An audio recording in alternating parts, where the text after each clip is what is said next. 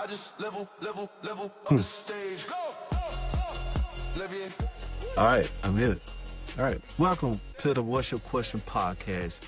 I'm on the hunt for the most powerful questions that'll give me the most powerful changes in my life and the lives of others. So what's your question? I got champion DNA. Turn my worries into plays. I don't fold, I'm not a pig. I just level up the stage. I got champion DNA. Okay. 1 2 1 2. It's your boy OC in the house. Your boy, I'm back in the house. Hey, ladies and gentlemen, welcome to another edition of What's Your Question podcast, where I'm on the hunt for 52 of the most powerful questions to give me 52 powerful answers that I can use to change my life and the lives of others. And I'm gonna be the guinea pig. And I hope you guys have been along for the ride for these last, man, I want to say it was 30, 31. We only got like 20 more questions to go, right? Man, we're gonna have to dig. These questions that we went over been powerful. Last week's question, let me just recap. Last week's question was sharpen the saw. Why does using the habit sharpen the saw shift my mindset? See, sharpening the saw shift my mindset from into a maintenance phase. You see what I'm saying? I'm always I'm not just maintaining. Here's the deal. Even though they call it maintenance, I'm really not maintaining. I'm sharpening. I'm sharpening. Not just maintaining the same edge, the same level of sharpness. I'm getting sharper. I'm getting sharper. That's what I'm saying. But also, we were able to use this, the beauty of it. We were able to use sharpen the saw on the other habits. You know what I'm saying? Like the habit of synergy. I can go back and look at my habit of synergy. How can I make this sharper? And I go back and redo it and I reiterate it. And that's what this week's question lead me to, because out of when we was talking about last week, we mentioned about probability versus possibility. And then I was thinking, right? It seemed like there was two opposing views. One of them was based on strong future. The other was based on strong past. I was talking to a guy, right? And he was like, man, you know what? I don't look at the future that way. I'm looking at previous data. That previous data is going to determine my behavior and outcomes, right? I like that. Right? So I would say, well, man, I'm looking at future data. I'm looking at unlimited. Because the question was, if I was going 50-50, is 50-50 a good, a good option? Is 50-50 good? He said, it depends. He said, I don't like to use, I still ain't reconciled it yet. He said, I think I got it. He said, I don't like to use possibility. I like to use probability, because in most situations, the the base number of tries is not unlimited. That's what he said. It's not unlimited. So he was doing but the linear fashion that he took this was right. We were talking about making phone calls or calling somebody or contacting customers. He would say, well, the average call using probability, I've looked at the average call in the past has taken me X amount of minutes, right? So if I want to contact 1 million people and then 50-50, I'm only going to close 500,000, right? Like, yeah, okay. He said that would take me 47 years or 57 years or something like that, right? I was like, he said, and I don't want to invest that kind of time. You know what I'm saying? I'm thinking, right? I said, man, you know what? I see what you're saying. But I pondered that because I understood what he was saying, but I still had that belief in my mind that, you know what? We missing something, man, because in that data, right? Like when me and AI sat in the car, baby, we sat in the car. If y'all ain't got your daily AI routine, man, like by 3 o'clock, just go out and bounce some ideas off of them, man. We in a time right now, man, where we should be using this. We got leverage, baby. We got leverage. You see what I'm saying? We got the leverage. So we sat down, right? Me and AI sat down in the car. We were chilling. Yo, what's up, AI? What's going on? Yeah, this is what I'm talking about. And AI said the exact same thing this guy said. I said, hold on, let me go ahead and reiterate. Let me update you, right? Let me update you. We getting into this week's question. Last week's question is out. We sharpening this out, right? This is part of sharpening this out. And when I updated AI, I said, now, based on historical data, the historical data doesn't have the tool of AI. How does that affect the probability? He said, whoa, shoot, bruh, that's a game changer. It ain't the same. That old probability model crumbles. He said it crumbles, man. It's history. It's garbage, man. It's garbage. Still using a little bit of it. So that's what we're going to do. But I knew that historical data was important. The historical data was important, so I wanted to know, how can I marry the two? This week's question. This is what it is. How can I fuse the mathematical possibilities of probability contained in past data?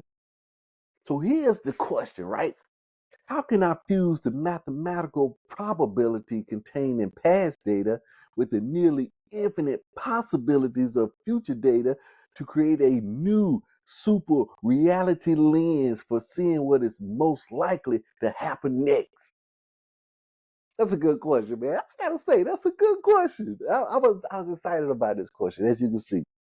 So here it is. The question is not really about predicting the future. It's about becoming the kind of person who can see possibilities earlier, assign probabilities more intelligently, and here's the kicker: make decisions before certainty arrives.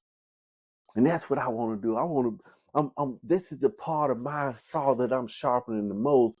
It's up until this point, I haven't been making decisions. I got it down. People, the differentiator of people as far as success and failure and stuff like that is their ability to make decisions in the absence of certainty and to make them faster. Man, faster.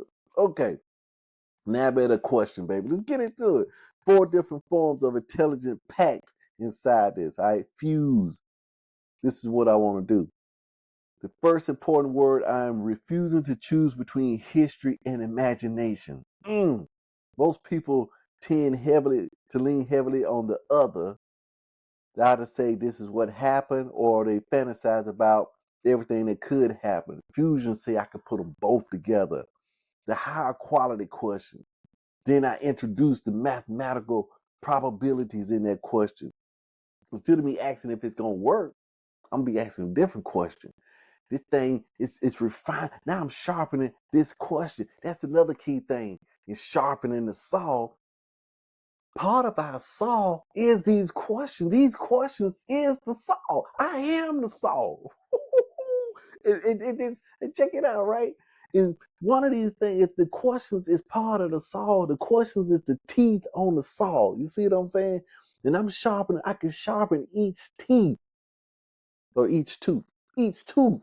I can sharpen it. Life rarely gives me 100% certainty. A powerful decision maker, which is me, and you, if you don't, you're a powerful decision maker, learns to operate intelligently at 55%. We talk about 50-50. Let's say 55%. He gave me a little bit extra man. But 50-50, man, we 50-50, we going for no, baby. That's what I'm talking about. Whoo, what? Intelligent, 70%, 85% confidence. 85% confidence, man, I should be moving at the speed of light at 85. Shoot, I'm trying to get to the speed of light at 50. If I get the speed of light at 50, me and my daughter had the conversation today. We was at church. She was talking about her nephew and rewarding him for his efforts on trying to get him to do his homework and check his homework. And we was coming up with a roadblock, right? So we was using the positive role model as his 50-50 role model. Instead of telling him what he's doing wrong, we tell him what he did right, and we reward him on the process. What process can we reward him on that ultimately leads to the outcome versus rewarding him on the outcome? So I said, hey, we're gonna go like this. She said, well, how you gonna know? If I don't tell him what he did wrong, how you gonna know? I said, well, the deal is that it's infinite possibilities. If I'm going this light route, now we ain't talking juggling now. We ain't talking about life or death right now. You see what I'm saying? But it plays a role. But if we're just building ourselves up, we're learning a new skill, then I don't have to tell you what you did wrong. I just keep showing you what is right. This is what's right. Compare what's all I'm rewarding you on is comparing what you did versus what is right. And then the only way it's gonna work is to increase the repetition. We gotta go more time. We gotta increase. We gotta fail exponentially. Then I bring in the past data. Past data gives me a base. That's all the past data do. Give me a base. Now I understand base probabilities and percentages. Hey, Shazam. Here's what I did. Base probability is just say, hey, look, I sold X amount of cars last month, X amount of customers right here. This is my closing ratio. So going forward, that's my base rate. If I catch another 100, then I should expect to sell about the same, right? That's what we do. But the possibility comes in. I'm trying to go to another level is what I'm trying to do. I'm talking about the infinite possibility that's going to come in, and that's what I'm trying to get to. Okay, here it is. The future contains variables that have never appeared in my historical data. AI, right? New technology, new relationships, new strategies, a change in behavior. See, that's the deal, man. The probability, I can use probability on probability, historical data, but as I add the new information, I'm sharper. Now I add that into there, then I run it again. So I got to run the probability. I can't run with it. It's updating exponentially. You see what I'm saying? So I got to run that. I got to run it without, I got to find some kind of way to include the new data. And that's what I'm doing to get my projections in order to get me excited, right? In order to move faster. Because otherwise, if I just look at the probability, man, I'll be like, you know what? I'm moving slower. I'm moving faster, but I ain't moving fast. I ain't moving like super fast. Then comes the phrase super reality lens. I like the concept. It isn't clairvoyance, right? And you talking about clairvoyance. Man, I wouldn't mind having a little bit of clairvoyance. What it says is what happened, what usually happens, what is happening now, what could happen, what would happen. These are the possibilities. This is a radical, richer picture. Check this out. Why does this course create a more powerful identity? Most identity is built from remembered evidence. Most identity, gotta repeat that. That's it. That's it. That's where I'm at. Most identities are built from remembered evidence. And the remembered evidence, 9 times out of 10, it's not where I want to be. Right? You see what I'm saying? But that's the identity. So I got to come up with some new evidence. Here's the deal. This is the good stuff right here. If it's based on remembered evidence, the remembering part, I'm going to highlight that, man. The remembering part is inside the dome. Just like I can go back and that's remembering inside the dome.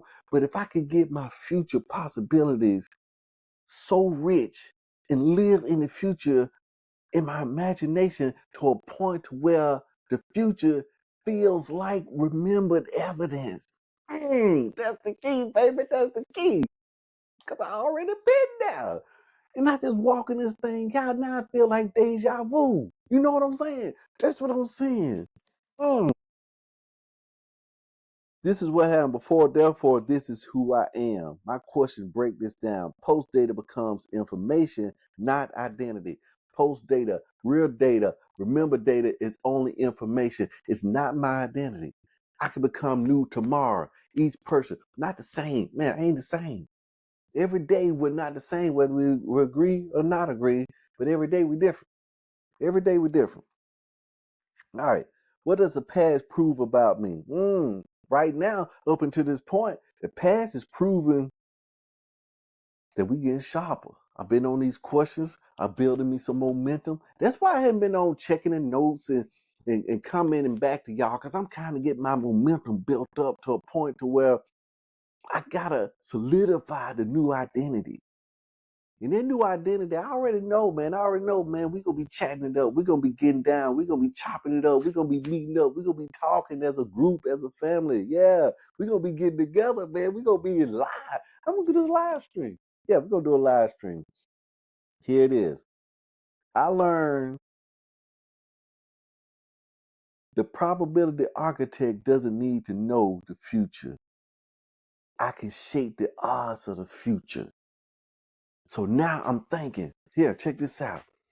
I like this. Now I'm thinking, okay, I know I'm going to run this probability formula here next week. What can I do now to put in some data now to change the outcome next week? We always do it, but I'm trying to get more strategic with it. I mean, we do it when we plan, right? We plan, we practice, all that's changing the probabilities. But I want to get to a point to where, like I say, it's remembered. It's like I've already done this deja vu. And so basically what I'm saying is I need to be spending even more time in the future. Because the past, right now, it's already gone. The past is done. History. It's done. History. This moment, done. History. So I gotta get forward. Reality one, historical data. Here's where the question becomes powerful. There are actually three realities operating simultaneously: historical reality, probable reality, and possible reality. The past, the present, and then the future. Oh, is that right? Is it? Past is historical, probable is the future, impossible is the future's future. I knew I had to tighten that thing up. Now, what I want to do is, they said it was three. Now we got another one. Now we got engineered reality, and that's the one we in. We're going to be in engineered reality. What actions can I take today that alter the probability of tomorrow? A simple mathematical model. I ain't going to get into a mathematical model. I don't need it. We're going to go right into practicality. What normally happens? What evidence exists right now? What variable can I change right now? Control the controllable. A guy just told me that the other day. He said, man, you must control the controllable. Things that you can't control don't matter. I can't do nothing about those, but what can I control? And then what variable can I change? That's the controlling the controllable. And what possibilities haven't I modeled yet? I like this one. What possibilities have I modeled yet? This introduces imaginations. That's it. This is imagination. But I like the word that I have not modeled yet. I mean, I haven't sat down and actually gone into my imagination and thought about it and modeled it out and ran it. Here go this scenario. Here go this scenario. Now we do that automatically. You know what they call that? Worry. Now we get into faith, but we call that worry. This negative faith is worry. This is positive faith. This is what I had modeled out yet. You see what I'm saying? I'm taking that historical data, right? And then now I'm gonna model it out in my imagination, and that's gonna increase my faith in that thing coming to pass. That's good stuff. You know where we're going, baby. That's good stuff. Okay, how can I change? How can this change help me transcend ordinary human thinking? He said, it's not going to be evolution. Okay, level one, we already know these levels: reaction, prediction, pattern recognition. I like pattern recognition because if we can recognize these patterns, if I can recognize the patterns, Tony Dungy, this was the guy did. This was what was this? If you hadn't listened to this book, think is Charles Duhigg, maybe in the guy, and maybe in him. I don't know, but he told me about Tony Dungy, man, when he went to the Tampa Bay Buccaneers.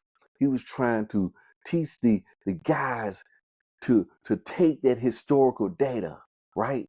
And then he wanted them to act quicker, to move faster by doing the calculations. So he was looking for subtle cues. He was looking for the pattern on where, let's say that I'm a defensive guy, right? He said, here's what I've learned through the years. All these guys got a tail. Everybody got a tail like in poker. When they get ready to run some way, he said, watch their feet. Their feet gonna be pointing in a different direction. Their body language. He said, I'm gonna show you how to recognize these body languages. And then once you see these body languages, once you see them, don't think. I told you when you see this, go here. Boom. And you down, turn the ball, snap them, and they was there quick. Because they knew it was like they was predicting. They was saying, man, I'm not gonna even think about this. This is what the numbers say. That's what I want to get to. I'm getting to the numbers, baby. That's what I'm getting to. I haven't been into the numbers. I've been into a lot of feelings, but I want to get numbers. People know. Hey, look, man, this ain't no feelings in this, man. The numbers say we proceed. So that's what I'm gonna get into. Because if I can get with the number, that's what the computer's gonna do. That's why they move so quick, because the numbers say, look, boom, this is what the numbers say. Let's get to it. And we're going to go through it because the odds are in my favor. You see what I'm saying? They're in my favor. So eventually I'm going to win because they're in my favor. In this situation, it's more than 50-50. Man, you know what 30% is? 30%, you're in the Hall of Fame.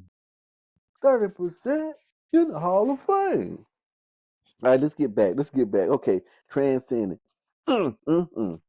Okay, level 4 is probability. I know that. Level 5 is scenario intelligence. Several futures are possible. I know that. You know that. Possibility engineering. What can I change today that makes my preferred future more probable? And then adaptive identity. That's what we get into. That's what I'm getting to. We got an identity that's adaptable quicker. Now, everybody adaptable, but they're adaptable quicker. That's why that's what set the pros apart, is that when something happens, they're able to shift quicker. They don't hold on as long to excess baggage. You see what I'm saying? Adaptability. What kind of person consistently creates conditions that improve those possibilities? What kind of person? I'm that kind of person that leaps. My identity moves from victim of outcome, from predictive outcome to designer of outcomes and conditions. I'm not going to put that in there. Okay. All right. Let's say practical example of personal identity. Suppose I'm thinking about something ambitious and an internal voice says, I've never done anything like that. Here's it go. My new response becomes, all right, you're right. I haven't done that like that. Therefore, my historical data contains almost no information about what happens when the future version of me attempts this with different knowledge, tools, and behavior. This is a very important distinction. That's what it says right there. I want to see. How important is it? No evidence. It's not the same. No evidence. It's not the same as negative evidence. See, a lot of times stuff happening, since I don't have the data, I immediately think that it's negative. You see, I can see that because I don't have the data. I can't make a decision. So now I'm feeling negatively in my emotions about the whole situation. But if I'm adaptability, I got to stay there. I got to go and get the info. I got to fill in the gap, because in the past, sometimes we don't know something. We just won't even dig, because maybe even if we dig, we don't have any data. But what happened is, what if I dig and then I find negative data? That's the deal. So I may not even dig. My brain maybe say, man, we're gonna protect you from that, bro, because I don't think you want to know. You don't know. I don't think you want to know. Ignorance is bliss. You know where that's from? That's from the Matrix. We ain't even got to the Matrix. It ain't up there. We ain't even got there yet, man. We got boy. Hey, we ain't even got there yet. But that would say ignorance and bliss. He said, I don't remember nothing. Put me back in the Matrix. I want to be rich, but I don't remember nothing. But I'm thinking, right? I always thought about that statement. He getting thrown back into the Matrix. He's rich, but he don't want to remember nothing. How can he appreciate it? How could you appreciate the come up? If you back in and now you rich, how can you appreciate the come up if you can't remember nothing? That brought me to another thing. This is what the guy said. I would listen to Peter Sage. Peter Sage got put in prison for 6 months, man. He did some stuff. Man, if y'all ain't listen to Peter Sage, his diaries, you need to check it out. But Peter Sage said, man, everything, all that data, you don't want to forget that data. It may be painful. Certain situations you may want to forget. Okay? But a lot of he was said all that data, painful, not painful, is critical to moving forward. That's what he said. So like that, getting thrown back in the matrix, becoming rich. But if I can't remember, man, it ain't the same. It ain't the same. People confuse those consistently. I've never done it does not mathematically equal I can't do it. Because, yeah, if you've never done it and you plug that into a probability equation, that data going to be zero. So the equation going to come up to, hey, the probability you making this happen ain't looking good, brother. That's what probabilities say. And that's where the other part of my question come in. Possibility come in with my faith to come in to override that probability. Yeah. Okay. All right, here we go. We finna round this thing out. This it. Now we present day, baby. Now we present day. Add artificial intelligence, and this gets much more interesting. Still gonna be scared. It's still something I hadn't done yet, but guess what? I gotta get here. We're gonna go on a quick little hiatus, little vacation. We're gonna go over there, and I'm gonna get this thing done. Your human brain possesses things AI doesn't possess in the same way. Lived experiences, embodied experiences, relationships, values, intuition, direct knowledge of your circumstances. AI can contribute something different though. Okay, what can AI contribute? Okay, you ain't got that. What can you contribute?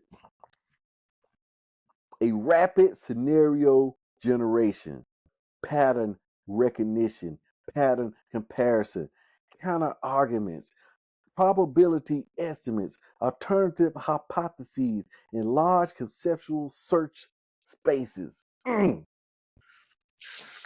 how are we going to use all that? How am I use all that? So instead of asking AI, what should I do? Here come the prompt, baby. Drum roll, please. Here come the prompt. Here come the prompt. This is what I'm gonna ask AI. Here go the prompt. So I would challenge you guys. I'm gonna put this in. I would challenge you guys to plug this into your AI of choice. They've been keeping up with you. Plug this into your AI choice. Here's my historical data. Current situation, desired outcome. Generate 5 plausible futures. Estimate the relative likelihood of each. Identify the variables that most affect those probabilities and show me which actions today could move probability toward my preferred future. Now the question is how much data you gonna feed it? The more data you feed it, see, we still got our memory. Now we got to keep in mind now when we going with the AI, guess what the brain is saying? This is brand new. This could be dangerous. So it's going on purpose when you asking for that data, asking AI, asking the brain to go and access that data, the brain may say, hold on, we're going to stall them a little bit. We're going to give them a little bit of red tape. We're not going to come up with that answer just now because we need to think about it. You see what I'm saying? That's what the brain be doing, right? That's what it be doing. And I know it be doing. It's gatekeeping. That's what it's doing. It's gatekeeping, trying to protect me, trying to protect me, trying to protect you. But we got to watch. We got to sometimes go in and override this gatekeeper. What we got to do. I'm using it to expand my possibility field. This is a genuine human AI cognitive leverage. Yes. My daily future lens practice. How would that look daily? What does the past data suggest is most likely? What assumptions am I treating as facts? What assumptions am I treating as facts? What future possibilities are absent from my historical data, right? What variables have the greatest power to change the probabilities? What variable? We already know what the variable is, right? AI, right? What actions today increase the probability of the future I want? This prompt right here. That's one thing we could do right now today is plug this prompt in. Right now. We ain't even got to think about it. We ain't even got to wait. Because if you've been talking to your AI a little bit, regular basis, or hypothetical, that's the key thing. You can say, hey, hypothetically. You can load your information in right now as much as you want. I will be as detailed as possible, right? You can leave names out. You can leave names out. You don't want to put nobody's names and stuff in there. Leave Social Security number out, even though AI probably already got your Social Security. Heard that? Yeah. Probably already got it. That's what my daughter said. Hey, go ahead, eat the cake, Daddy. Go ahead, eat it. They already got the data. Let's go ahead and get it. Then add some extraordinary six questions. What future becomes possible only because I am becoming someone different? That's good. I like that. That brings identity into the equation because sometimes the missing variable isn't money. It isn't technology. It isn't opportunity. It isn't another person. The missing variable is the new me. That's good. That's good. The deepest implication of the question, your past contains data about the person you were. It does not contain the complete data about the person I am becoming. All right, we're going to think about it. Okay. When I radically improve my knowledge, discipline, relationships, technology, questions of behavior, I introduce new variables into the future equation. We are changing our futures right now, ladies and gentlemen. If you're along for the ride, woo, we're changing our future right now. Past probability doesn't equal my future destiny. The past probability gives you a starting point, present choices. Future possibilities span the search space, and identity determines which possibilities you will actually pursue. So the ultimate form of the question, which sometimes this thing does, given everything the past has taught me, everything the present is revealing, and everything the future could contain, what can I do now to make an extraordinary future increasingly probable? That's the question worth living with. And for these this is the next question for this week. This is it. That's the question. Given everything the past has taught me, everything the present is revealing, and everything the future could contain, what can I do now to make an extraordinary future increasingly probable? How do I stop relying and stop trying to predict my future and start engineering its probabilities? There we go. Okay, so here we go. I'm going to load this prompt into the AI. Okay, there will be a slight pause right here for a minute as we go on intermission. We're gonna get the AI on board. But see, here's one thing I've been doing, right? I've been doing this on a regular basis. I've been loading this all into chat all this time because I know that chat be remembering this stuff. So I want to see how it affects and keeping all this data because I'm gonna have what we doing up until this point where we were going, right? Up until this point, we didn't have this data. I'm creating the data. Now, when I run the probability on the data we created for this whole year with these 52 questions, then it's going to give me, see, I'm creating a new future. We created it. We created it, baby. I like it. I like it. We ain't done yet. We ain't done yet. Let's get in this pepper. Let's get in this pepper. All right, here we go. Here we go. Here we go. Here we go. Yo, I'm trying to get in there. You got to be on, bro. Come on. Oh, sorry about that. I'm here. I'm ready. All right. What took you so long? Yeah, it was my bad, but I'm here now. All right, then. I got a prompt for you. Check this out. Here's my taking my historical data of all these 52 questions, these last questions we've been doing for the last 30 weeks. Current situation and desired outcome based on these questions. Generate 5 plausible futures. Estimate the relative likelihood of each. Identify the variables that most affect those probabilities and show me which actions today could move the probability towards my preferred future. So, thinking through your themes across these last 30 weeks, I can see 5 plausible futures. First, the question architect, where your podcast evolves into a framework people use to transform their lives through better questions. Second, human plus AI cognitive partner, where you develop a repeatable system for using AI to expand your thinking and design better decisions.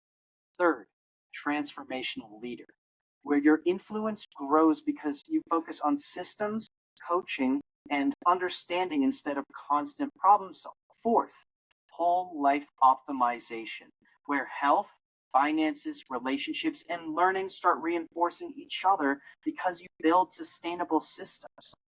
Fifth, integrative thinker. This is the long shot but biggest upside, where you create an original framework combining probability, identity, and decision science that becomes uniquely yours. Right now, if you stay consistent, I'd say the question architect path is most likely with the AI partnership close behind. The key variables that influence all these paths are consistency, identity, feedback, systems, and teaching. Actions you could take today are: pick one future to emphasize for the next 90 days. Build a simple weekly cadence around it. Track what you learn and teach it publicly. That will move probability toward the future you most want. All right, so there we go. We got it. We got the data, ladies and gentlemen. We got the data. So that's my question. I just put the prompt in. So the question for this week,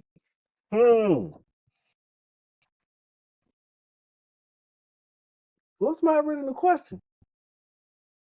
Okay, we're going to go all the way to the beginning. So the question for this week, we're going to be using, how can I fuse the mathematical probabilities of past data with the nearly infinite possibilities of future data to create a new super reality lens for seeing what is most likely to happen next? So that's my question. So what's your question? Peace out. Woo-hoo. I just level up the stage. Go, Levier.